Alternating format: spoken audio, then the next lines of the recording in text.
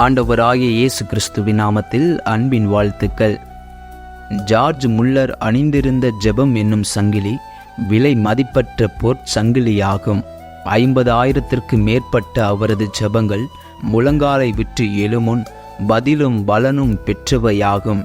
Muller தனது 93வது வயதில் இவ்வாறு கூறினார்: பதில் வராத ஜெபம் ஒன்று கூட இருந்ததில்லை.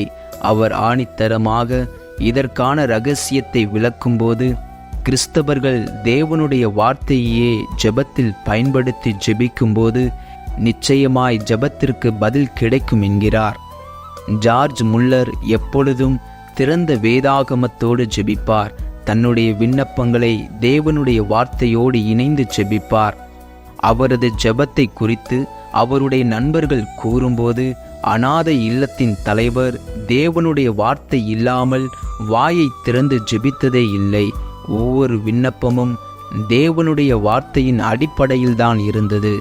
முல்லர் தேவனிடம் ஜெபிக்கும் முன்பு நன்கு வேதத்தை வாசித்த பின்னரே ஜெபிப்பார்.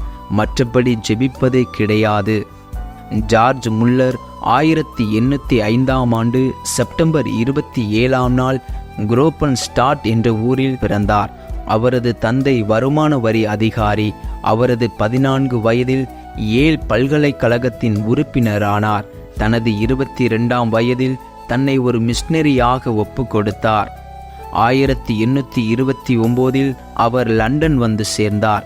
இறையியல் கற்கும் மாணவருக்கு ஒரு ஜெபக்குழுவும் யூத குழந்தைகளுக்கு ஒரு வேதப்பாட வகுப்பும் நடத்த முற்பட்டு 50 குழந்தைகளை வைத்து ஆரம்பித்தார். மனித வழிநடத்துதலின்படி ஊழியம் செய்வதை விட பரிசுத்த ஆவியானவரால் வழிநடத்தப்படுவதையே விரும்பினார். இவர் முழு வேதாகமத்தையும் 200க்கும் மேற்பட்ட தடவைகள் படித்தார்.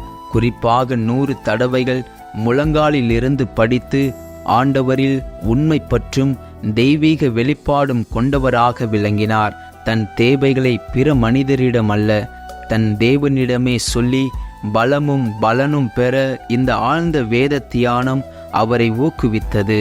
1831ஆம் ஆண்டு நவம்பர் 7ஆம் நாள் மேரி குரூவ்ஸ் என்ற அம்மையாரை தன் நண்பரின் வீட்டில் ஆடம்பரமற்ற முறையில் மணந்தார்.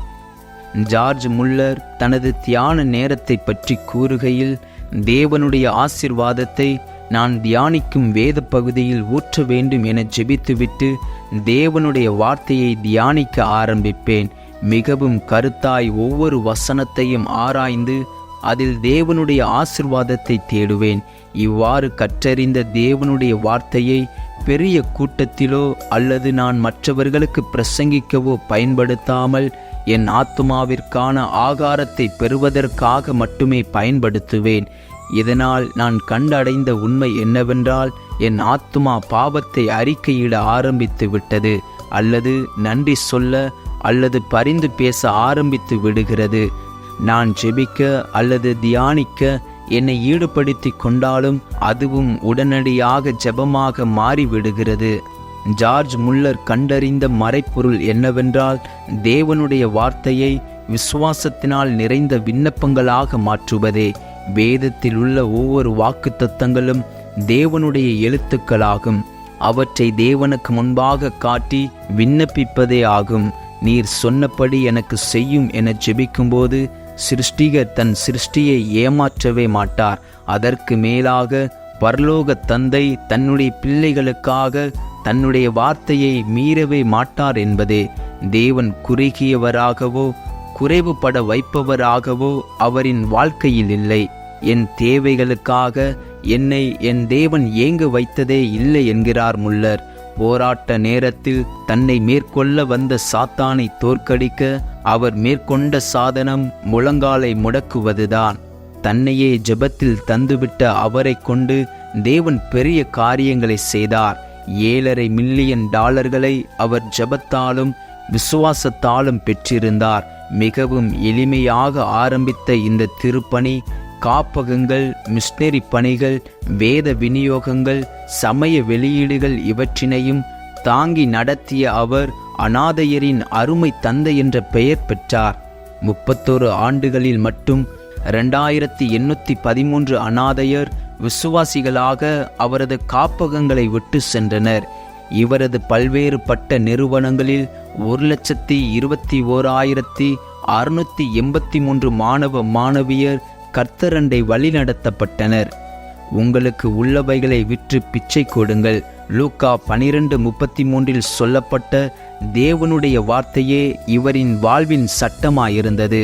நீங்கள் என் நாமத்தின் நிமித்தம் எதை கேட்டாலும் அதை செய்வேன் என்று யோவான் 14:14 சொல்லப்பட்ட வசனத்தின்படி முல்லர் குறைவாக அல்ல, முல்லர் அபரிதமாகவே கேட்டார். அதை பெற்றுக்கொண்டார். பிதா மகிமைப்பட்டார். முல்லர் 1898ஆம் ஆண்டு மார்ச் 10ஆம் நாள் தனது 93ஆம் வயதில் நித்திரை அடைந்தார்.